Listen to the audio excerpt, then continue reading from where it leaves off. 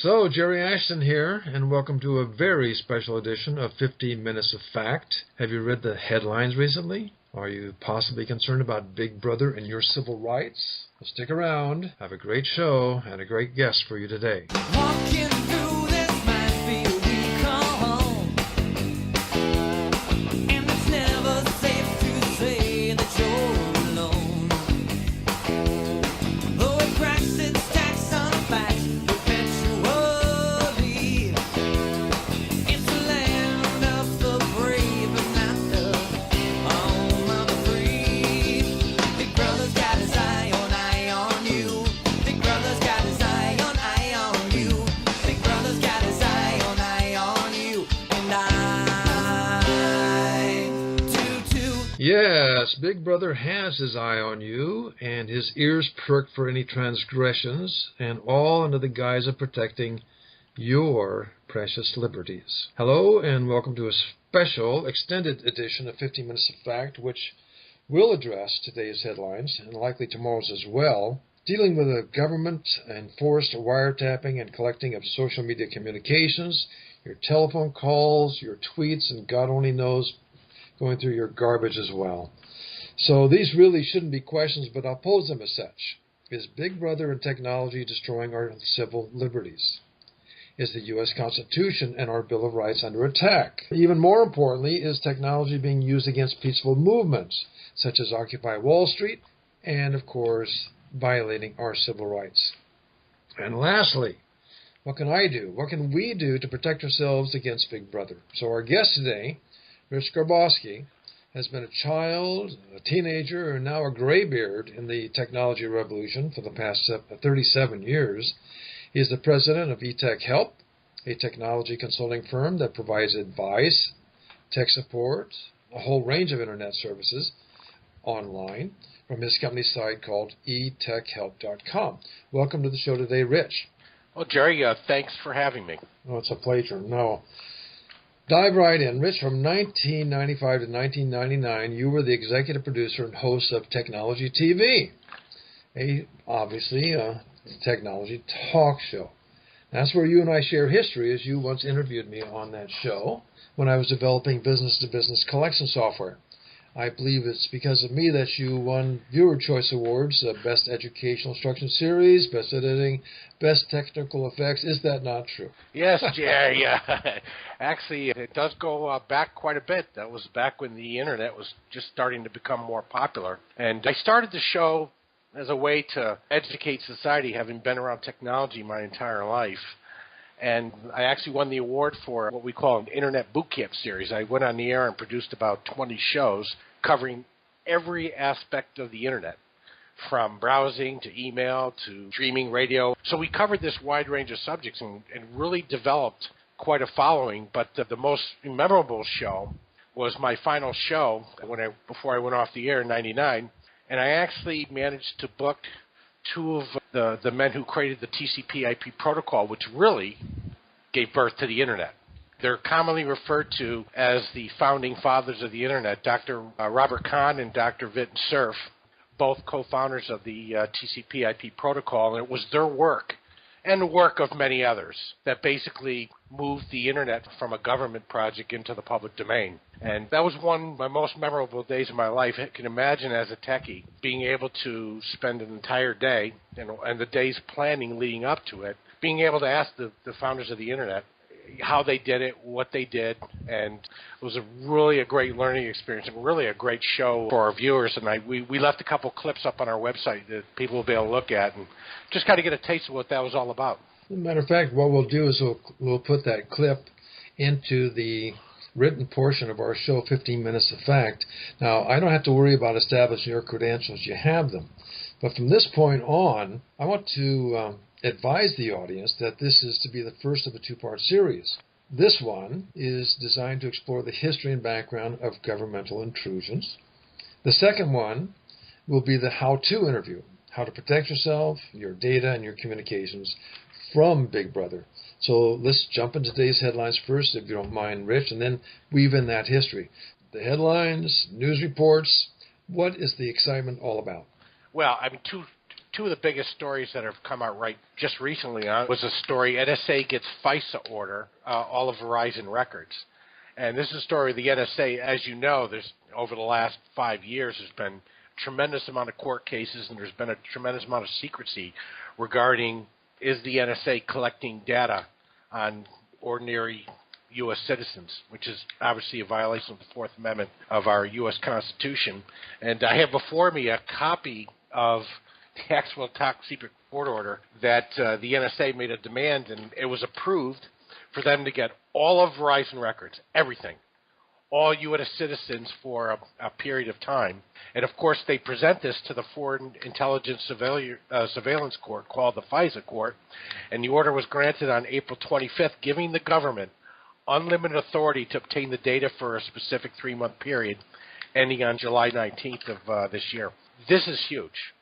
This is, again, getting information on all U.S. citizens, whether or not you're suspected of committing a crime. The Washington Post came out with another story that also reports that the NSA and FBI are tapping directly into the servers of 9 leading U.S. internet companies: Microsoft, Yahoo, Google, Facebook, AOL, Skype, YouTube, and Apple. These are services that everybody uses every day, and this is part of what we call the prison scandal that broke out of I think it was broken by The Guardian out of the UK, that the NSA is directly tapping into the servers of all these companies.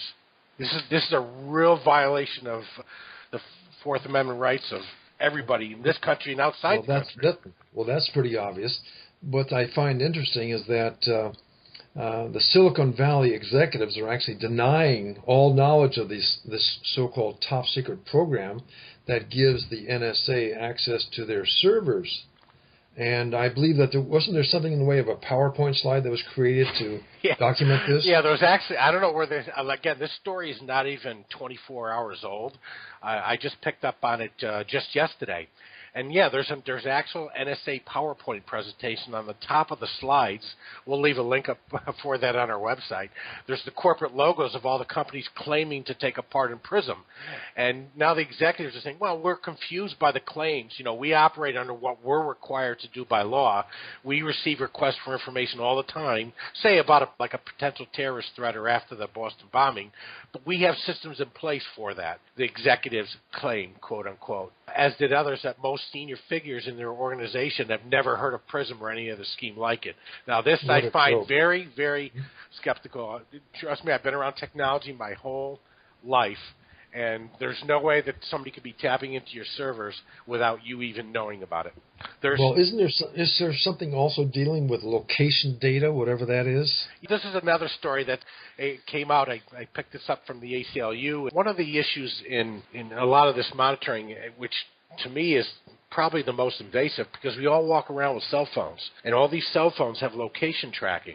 We're not even at the age where we need chips implanted in us. All we have to do is just track and monitor people's cell phones. So there's a lot of constitutional challenges being brought forth regarding location tracking on cell phones. And here where there's a federal magistrate in New York made a ruling that cell phone location data deserves no protection under the Fourth Amendment, and the government can engage in real-time location surveillance without a search warrant. What he basically said was, he ruled 2 weeks ago that cell phone users who fail to turn off their cell phones do not exhibit an expectation of privacy. That, I mean, how practical is that? Well, that's straight out of the Twilight Zone, frankly. And so much for our privacy. So let's talk about some additional contemporary concerns. We know about FISA. We know about the wiretapping, the fact that Verizon has been delivering our information, those of us who use Verizon. We have no safety walking around with a cell phone because we can be targeted. Probably the first step towards a drone. So what other technology do we need to be concerned with? We could spend 15 days talking about each of the areas that are really taking off and invading our civil liberties. And obviously, there's been a lot of news in the media about drone technology. Now, not drones just used to go to foreign countries and be part of a kill list. We're talking about drones patrolling our skies here that can monitor via video everybody's physical moves, as well as picking up audio. Now, we've got camera surveillance. If you look in a lot of major cities, they have these red light cameras.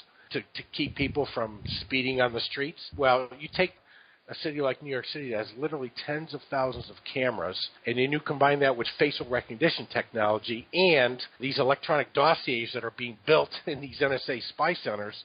I mean, we really have a 1984 going on. Okay. This is already beginning to overwhelm me. So let's focus on one of these areas to keep 15 minutes of fact from going into 15 hours of fact. Is there a particular area that has raised your particular attention, your radar? So come to think of it, this is a good time to advise our listeners that greater detail about what we're talking can be found at your corporate website. And you have a special section for that, so why don't you give us that link? Yeah, you can visit our site at eTechHelp.com. That's ETECHHELP.com/Under the Radar, which is an informational seminar we're offering to people to learn more about how to operate in this day and age of massive government surveillance. So, what about the U.S. Constitution? Let's go into the history. What about technology? What about Supreme Court cases? Now, I want to advise the listener that we're going to have a lot of this up on your website. We're going to have the details, references, where this information can be found. So, what you're going to be hearing is very, very important. It's going to be as brief as possible considering the depth that we could go into. So, once you start with the history of wiretapping and privacy invasion technology and laws, Rich. The case that really woke me up was 2005 when it was exposed that a gentleman by the name of William Binney, who worked for the NSA, and a gentleman that worked for AT&T named Mark Klein broke a story on all this warrantless wiretapping, which really woke me up again about the issue of all this unconstitutional surveillance of normal citizens. But the history of wiretapping and privacy, it goes back to when the telephone actually came out, and I spent many years working in the telephone industry, so I had knowledge of the transition from telephones the way they were back in the 1960s and 70s and 80s, and then when they started going digital, and then the laws started changing in order to still allow for the government to do wiretapping. I mean, some of the earliest wiretapping cases go back as early as 1928 when the U.S. Supreme Court approved wiretapping for the police and the government. But some real true tests came in the 1960s, where anybody who was part of that era, we had the U.S. Attorney General Robert Fitzgerald Kennedy, along with the FBI Director J. Edgar Hoover, authorized the FBI to wiretap Martin Luther King. And a U.S. Supreme Court case in 1967 addressed the constitutionality of wiretapping in Katz v. United States. And it discussed, do we have a right to privacy, and what's the legal definition of a search?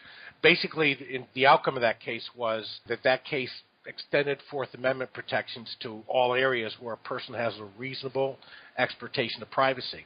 So wiretapping is not new, but the Internet age and all the advances in technology, our laws have basically not caught up. If you go back to the mid-'70s, and who could forget Watergate? This wasn't just about a break-in. Watergate was about 5 men wearing suits and latex gloves got caught in an office building fixing wiretap equipment. Because back then, the only way to wiretap was you had to actually make a physical connection. So they got caught bugging the Democratic National Headquarters in the Watergate Tower. We all know what happened then, right? I mean, 40 people were indicted, 5 major people pled guilty, and President Nixon was fighting subpoenas. Well, I remember that, Rich, and I was part of the outraged community back in the 60s and 70s with Watergate and all that it taught us about secret government trespasses. Today it's even worse. Essentially, what we have now is a corporate government conspiracy that protects the government by invoking national security. That's how they can get away with it, is for our security. And then it protects the telephone industry by way of ill-conceived laws. I think the famous initials WTF is the proper response here. Many of the laws that are in effect today were actually created back in the 60s and 70s. We had two major laws. One was, in 1978, we had the Foreign Intelligence Surveillance Act. That's FISA. Remember that, because we're going to be talking about that during the show. And that allowed us to monitor foreign communications. This is back in the days of the Cold War. Okay, never allowed for monitoring U.S. citizens, because that's a violation of our Fourth Amendment. here. And also in the mid 80s, we had the Electronic Communications Privacy Act. Again, another important law. Now that law was to our benefit. In the 60s and 70s, all we had was the telephone. You were wiretapping telephones. Well, the Electronic Communications Privacy Act extended that to protect against unlawful surveillance of pagers and other devices of that time. So that's the law that they're trying to change now to cover. Today we communicate in so many more different fashions where our laws don't actually cover these new forms of media. Well, let me intrude at this point, Rich. I don't know about my listeners, but there's a danger of being factoided out. So just give me the highlights from this point forward. And I again urge our listeners to go to your website for the full chronology and the details. But let's complete the history lesson on this interview and just give us the highlights, keeping in mind that the second part of our interview will deal with what to do about it. So it's nice to know, first of all, where are you before we're given a compass to find out where we need to go. Tell us briefly what we need to know from this point forward. I think most of the intrusiveness came from when the Internet age came. In the mid-'90s, when the Internet started to become more popular, people were getting on the Internet. They were emailing. They were browsing. The dot-com boom and bust came. We moved to a faster Internet when broadband came around. But then 9/11 came, and that's what changed everything. That was the beginning to the end of our civil liberties.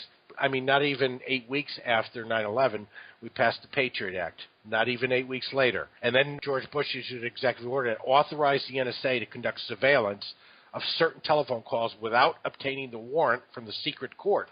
That was part of the FISA law back in 1978. Basically, in order for you to be able to do that, you had to go to the FISA court, and there's where the judicial intervention came. The executive order bypassed that. And now, the complete details of that executive order are not known, but according to statements by the administration, the authorization covers telephone calls originating overseas from or to a person suspected of having links to a terrorist organization such as Al-Qaeda or its affiliates, even when the other party is a call within the U.S., which again brings up all these constitutional issues.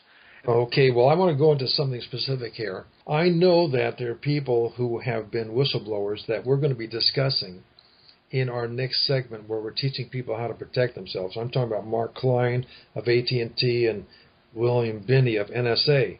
But right now, my listeners, especially the ones who are involved with activist things like Occupy or March Against Monsanto, or people that are listening to us right now in Turkey, people in Spain where the indignados are. How does all of this relate to those of us who are doing our best to create a better world and yet doing this under police surveillance and governmental surveillance? What should we expect? This case was the case that actually broke everything. And it's probably, if people want to walk away from this radio program with an understanding, is study this case, because this case is still active.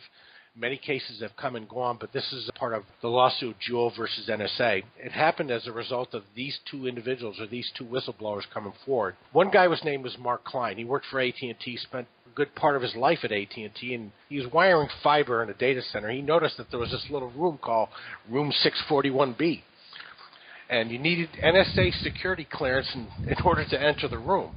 And basically what was happening was, and there's no way that executives at AT&T could not have known about this, they were putting a fiber splitter in that room and routing everything on the backbone of the Internet into this private little room. Unbelievable. And the NSA was actually coming on site, obviously vetting certain technicians to get in a room. And I spent time in Wall Street in data centers in these rooms, so I know what those environments are like. They're typically secure as it is, but the question people need to be asking is, why is the NSA putting a room in a private company's data center? So Mark Klein eventually quit at AT&T, and then in 2006 he became part of the lawsuit. But a gentleman by the name of William Binney worked for the NSA. Now William Binney he was with the NSA for 32 years. I mean, this guy was a mathematician and a code breaker. He was back in the Cold War days monitoring communications from Russia and overseas, which was legal and not a violation of our Constitution. But say by the same programs that he worked on, he was noticing that they were turning them back on their own citizens. So basically, he blew the whistle on the NSA. His home was raided by the FBI, and he tells the story. It was a part of that New York Times story in December 2005 where he came out and basically said that he was swatted. His home was stormed, and he told the FBI, he said, well, now I'm going to give you some classified information. The only reason why it's classified is because it results from domestic spying. And so we have this one major case, Jewel versus NSA, which is challenging why the NSA is actually doing all this warrantless wiretapping. And this is not just a minor case. It's very, very solid because you have testimony from Mark Klein and from William Binney on both sides of the issue, one from the business or public side of it, and the other one from the NSA. And that case is actually still going on right now. Well, Rich, you've confirmed for me that at the highest levels there's a collusion between big business, the communications and industry and all of that, and government, and those parts of the government that are the black ops people, the ones who are basically designing ways of spying more and more on whatever it is that we're doing, including our conversation right now. So I need to thank you and be grateful for the fact that you've taken time to search out all these facts and then put them up on your website. So give us that URL again. Our website is www.eTechHelp.com/under-the-radar. And we're going to post up all the links and all the research that we've done in this case, and hopefully you can educate yourself on not only the laws. We have two issues. One, we have the issue of the laws and the constitutional challenges, and we're also going to have some tips and tricks and ways for you to learn more about how to maintain your own privacy and make sure your rights are not being violated. Well, for those of you who would like to get in touch directly with Rich, you can do so. That's Rich at eTechHelp.com. Do you have a Twitter name as well? Yep. Our Twitter name is eTechHelp. Our Facebook name is eTechHelp. On all the instant messaging platforms, our name is eTechHelp. Well, the next segment on this subject is going to touch on the how-tos, how to protect ourselves. So give us an idea what's going to be covered that as your final word before we sign off. As you see, we communicate in a lot of different formats in today's day and age. We don't just pick up the telephone or send a letter in the mail. We have email, we have wireless, we have internet, we have voice-over internet telephone calls now, we have Skype. With all these different communications format, you need to be aware of steps you need to take, not only educate yourself, but to participate in best practices to make sure your conversations are private. And we'll be covering this in the next segment. This is Jerry Ashton thanking Rich Garboski for this 15 Minutes of Fact on WGRNradio.com. Thanking also our listeners for hanging in there with us during this complicated but compelling piece on governmental incursions into our civil rights. Be sure to follow and fan me as Jerry Ashton at the Huffington Post, where I write about all things Occupy, and become my tweetheart on Twitter by connecting me with me at my handle there, which is at WrittenOffUSA. Brother's got his eye on you. Big brother's got his